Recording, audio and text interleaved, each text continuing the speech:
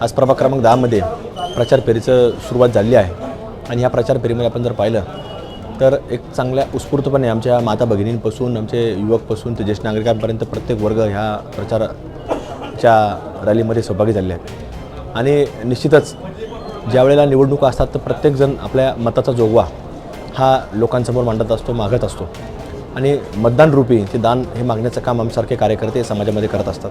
आणि म्हणून हे काम करत असताना आपण जर पाहिलं तर या प्रभागामध्ये अनेक विकासात्मक कामं, हा प्रभाग म्हणजे अगदी मंगलगेट परिसर असेल, कोटला परिसर असेल, रामवाडी, लालटाकी या अशा अनेक विभागलेला हा परिसर आहे। आणि या परिसरामध्ये आपण जर प्रामुख्याने पाहिलं तर जिथं जो हत्ती चौक आहे त्या हत्ती चौकामध्ये प्रचंड मोठ्या प्रमाणामध्ये पावसाळ्यामध्ये पाणी साचायचं, त्याचं देखील नियोजन मागच्या काही काळामध्ये करण्यात आलं।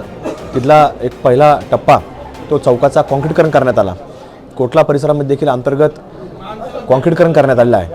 आणि आता ह्या परिसरामधला प्रमुख रस्ता म्हणजे आपला पत्रकार चौक ते अप्पू हत्ती चौक, अप्पू हत्ती चौकापासून तर हत्ती चौक आणि हत्ती चौकापासून तर तिलीकुंटपर्यंत हा संपूर्ण कॉन्क्रीटीकरण सुरू झालेला आहे। त्यातला फक्त मधला टप्पा अप्पू हत्ती ते हत्ती चौक हा डांबरीकरण आहे, बाकी उर्वरित संपूर्ण असा हा कॉन्क्रीटीकरण आहे।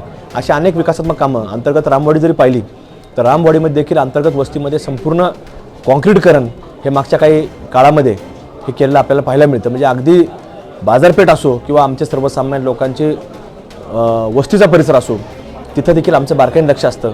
तो वर्ग देखील आपला सुखाने आणि समृद्धीने आणला पाहिजे, त्याच्याकरता देखील तिथं अंतर्गत गल्लीबोळामध्ये देखील कॉन्क्रीटीकरण करण्यात आलेलं आहे। पण असं हे फक्त प्रमुख मार्गच नाही तर आपल्याला एक सर्वसामान्य लोकांपर्यंत देखील आपण हे काम पोहोचवण्याचा प्रयत्न केला आहे। आणि येणाऱ्या काळामध्ये हीच विकासाची घोडदौड या नगर शहराच्या संपूर्ण वेगवेगळ्या प्रभागांमध्ये असेल, भिंगारच्या उपनगरामध्ये असेल, वेगवेगळ्या उपनगरांमध्ये आपल्याला ही चालू असताना पाहायला मिळणार आहे।